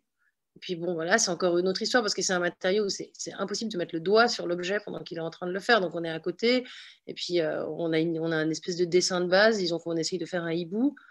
Et puis tu as envie de lui dire, bah là, on enfonce un peu l'œil, on peut faire quelque chose et puis tu peux pas mettre ton doigt dessus. Donc il y a cette espèce de distance comme ça qui est assez... Enfin, il faut en faire une force. C'est sûr que si on est frustré de ne pas pouvoir toucher l'œil, bah, c'est pas le bon endroit.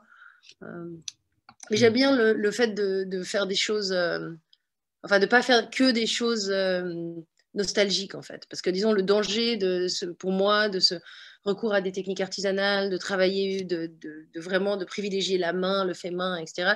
C'est qu'on peut quand même tomber dans un truc extrêmement nostalgique et réactionnaire. Enfin, il y a les Garden Cities anglaises, le rêve de Maurice, ça a pu tourner après dans quelque chose qui est quand même, ouais, je pense réactionnaire, c'est vraiment le mot.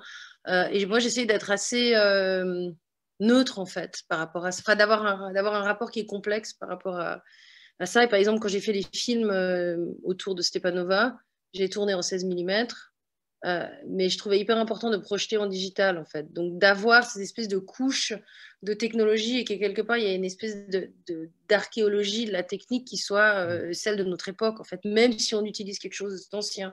J'ai un peu du mal. Je pourrais pas, après, il y a des artistes qui font ça que j'aime beaucoup, mais je pourrais pas, par exemple, je crois faire des films en 16, projetés sur des machines 16, avec tout le fétichisme de cette technologie ancienne, etc. C'est un peu trop... c'est pas trop mon truc. Et là, je suis en train de faire une pièce en céramique où on part d'une statue antique. Je vais finir parce que je vois que le temps passe. Mais j'ai pris en fait, j'ai vu une statue antique à Rome que je voulais utiliser la forme. Enfin, je voulais la reproduire. Et puis, j'ai trouvé un scan bon marché sur Internet. Maintenant, il y a des marchés de scan de tout. On peut tout acheter, scanner ou dessiner en 3D, soit pour peupler des jeux vidéo, soit pour faire de l'impression 3D à la maison. Et puis là, donc, j'ai trouvé cette Minerve dans un scan d'assez mauvaise qualité en 3D. J'avais pas le temps d'aller la faire scanner en vrai ou de négocier avec le musée pour avoir un vrai scan. Et je me suis dit que finalement, la perte en fait, de résolution qui venait du fait que je prenais ce truc qui est en fait open source parce que ça a 2000 ans sur Internet, c'était aussi intéressant par rapport presque plus intéressant que d'essayer de travailler avec le meilleur scan possible. Et j'ai fait réaliser donc après j'ai modifié le scan avec une personne qui fait de la 3D. J'ai changé le visage de Minerve. Je l'ai remplacé par le visage de ma belle-sœur qui est d'origine africaine, donc il n'y a pas tellement le type de la statue antique. Je lui ai remis des bras, je lui ai mis des faux ongles, enfin je l'ai un petit peu pimpé. Et puis ensuite, on a produit un moule en 3D, en imprimante 3D. Et en fait, on fait la céramique dans un moule en imprimante 3D. Et je trouve le processus assez intéressant parce que c'est hybride. C'est-à-dire que la céramique, on peut en faire de façon complètement... on peut faire un tour à pied, on peut faire des pinch pots avec de la terre qu'on est allé chercher soi-même dans son jardin. Enfin, on peut vraiment travailler dans un four à bois qu'on construit soi-même. Mais je trouve aussi assez fascinant cette espèce d'hybride industriel, technique, contemporain, en fait. D'autant plus que la céramique 3D, si je ne me trompe pas, ça reprend un peu vaguement la technique du colombin, finalement. C'est des bandeaux comme ça qu'on ajoute Oui, à part qu'en fait, la verticalement. céramique, elle n'est pas produite en 3D. Je fais un moule, je fais un négatif Ah oui, imprimé en 3D dans lequel je tasse, dans ah oui, lequel je d'accord. moule à estamper. Mais en fait, ça reprend un truc. J'en parlais avec un copain qui est historien de l'art et lui me disait, ah, mais ce que je voulais faire, cette Minerve. Et puis, j'étais là, enfin, je réfléchissais à la matière. Et puis, il me disait, en fait, c'est la céramique ou le plâtre, ce serait idéal parce que c'est des matériaux qui historiquement étaient déjà des matériaux de reproduction et de diffusion de ce genre de modèle antique Mm. dans l'Antiquité. Donc, c'est vrai que c'est assez logique, en fait, de travailler comme ça. Alors, évidemment, c'est un peu avec les moyens, c'est un peu upgradé avec les moyens du 21e siècle, mais je trouve intéressant, finalement, que ce soit pas... Parce qu'au début, la seule solution que je trouvais, c'était de la cristal. Et en fait, la cristal, c'est un plâtre acrylique avec... Enfin, c'est du plastique, quoi. Avec des pigments. Et c'était frustrant pour moi, en fait. Je trouvais qu'il y a quelque chose qui n'allait pas dans le rapport matériau-objet. Et là, j'ai l'impression d'avoir un peu le bon niveau de friction, en fait. Mm. Par rapport à... Enfin, après, elle n'est pas finie. Donc, à voir, On verra le résultat. quand on l'aura terminé. Là, on est en train d'imprimer le moule. Et donc, Suzanne, sur cette question, cette double question de la collaboration, et puis aussi, je voulais peut-être vous entendre sur la question de la nostalgie ou du côté un peu. Enfin, certains peuvent dire, oui, toute cette mode pour l'artisanat, etc., c'est un peu retour au terroir. Enfin, il y a des défenseur du slow made, par exemple, qui sont anti-art contemporain. Et donc, voilà, je voulais savoir comment vous vous en sortez pour sortir, enfin, voilà, pas aller du côté réactionnaire, mais du côté progressiste et émancipateur.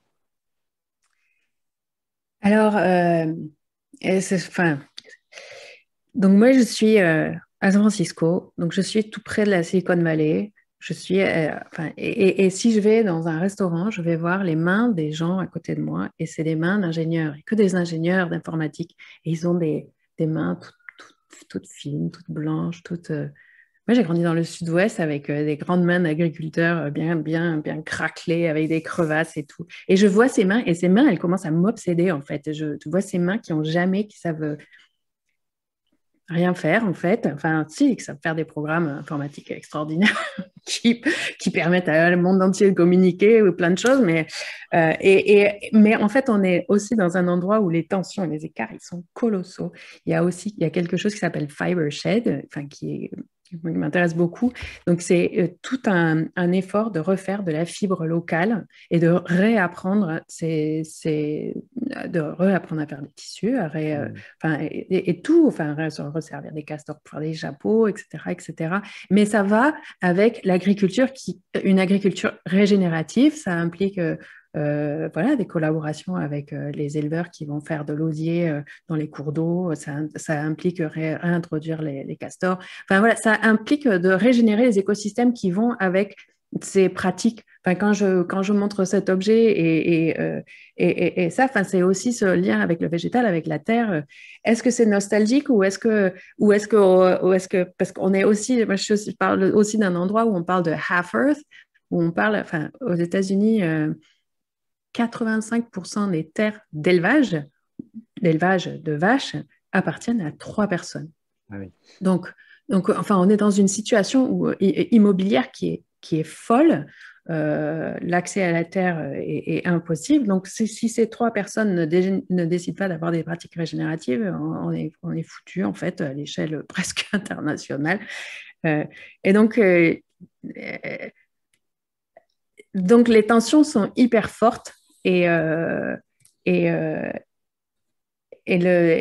donc voilà, enfin, donc pour moi, c'est hyper important. Enfin, même déléguer, collaborer, faire mes objets, pour moi, c'est problématique, même si ils me demandent, hein, quand je fais des objets, les photos que tu montrais tout à l'heure, des femmes en train de faire les nœuds, moi, pareil, on m'envoie ces images, elles veulent que je les mette sur Instagram pour avoir d'autres clients. Donc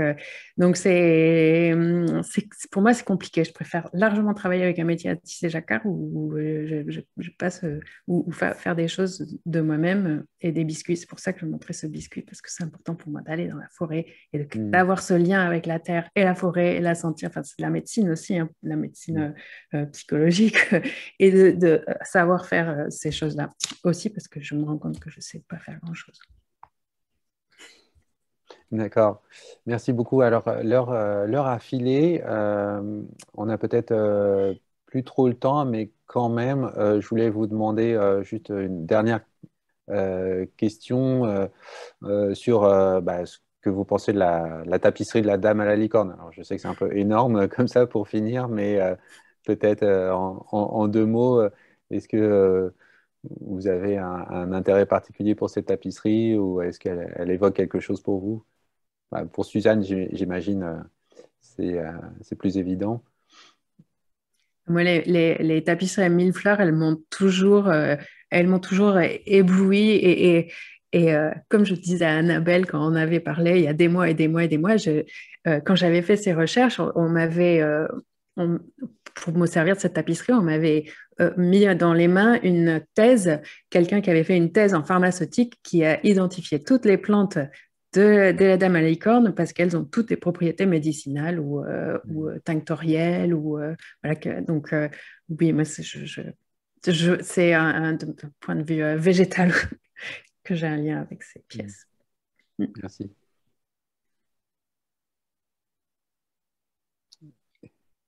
Je ne sais pas si je suis censée dire quelque chose sur la tapisserie, que j'aime beaucoup. Après dire, j'ai jamais vu la Dame à la licorne qui est à Cluny et qui maintenant est chez vous. Donc je la connais par des reproductions. J'ai beaucoup été voir le site de tapisserie qui, je crois, est associé ou très proche, qui est au Cloisters à New York. Et que j'avoue, a priori, je préfère parce qu'elle est sur fond vert. Et parce que c'est cette ambiance, c'est moins de façon purement formelle. En fait, on est plus dans la forêt. Et je préfère cet environnement. Je sais pas, il y a quelque chose que je préfère dans cette esthétique-là. Mais de toute façon, cette histoire de licorne, c'est complètement fascinant aussi de par. Enfin, si on pense à comment ça survit aujourd'hui et comment ça reste un motif tellement important de notre culture. J'ai une petite fille qui a 4 ans et je peux vous dire que les licornes, on en mange. C'est la licorne, c'est un truc, c'est vraiment pas possible, alors que ça signifie pas vraiment la même chose dans les My Little Ponies ou enfin cette espèce de créature, c'est très étrange. Et merci beaucoup. Je pense qu'on va s'arrêter là. C'était très riche. Il y aurait encore plein de choses à dire, mais en tout cas, merci pour vos réponses très généreuses. Pardon. Annabelle, est-ce que vous voulez dire un dernier mot? Je vais faire un tour de remerciements parce que merci à vous Thomas et à Clovis Maillet pour avoir conçu ce cycle incroyable autour du Moyen-Âge serait-il émancipateur. On a réussi à traverser la question de la performance, du texte, du féminisme, de la question politique et aussi de cette question du savoir. Je pense que c'est aussi ça dont vous parliez aussi, Suzanne et Maïtou, c'est savoir en faisant. Et j'étais assez touchée aussi de se dire que ce savoir en faisant, et je suis aussi tout à fait d'accord avec Maïtou sur le fait que ce n'est pas une nostalgie. C'est le risque parfois de dire que c'est une nostalgie. C'est plutôt puiser dans l'histoire pour faire un futur. Et c'est pour ça qu'il y a que c'est aussi, d'une certaine manière, englober tout un savoir large, parce que et la céramique et la tapisserie, c'est aussi des savoirs dits féminins. Donc, il y a aussi cette réappropriation-là très forte, qui a déjà une histoire de réappropriation. Et donc, je trouve que c'est une formidable discussion pour clore ce cycle de l'utopie artisanale et avec cette idée de continuer à marcher sur cette utopie, on va dire, sur ces chemins-là. Et donc, je vais vous remercier tous, Maïtou, Suzanne, Thomas, pour cette discussion très riche et remercier aussi tous ceux et toutes celles qui nous ont suivis ou qui nous suivront peut-être par le replay également. Et donc, merci à tous et toutes et à bientôt pour de nouvelles conversations. Merci. Merci beaucoup. Ah, merci. Mm.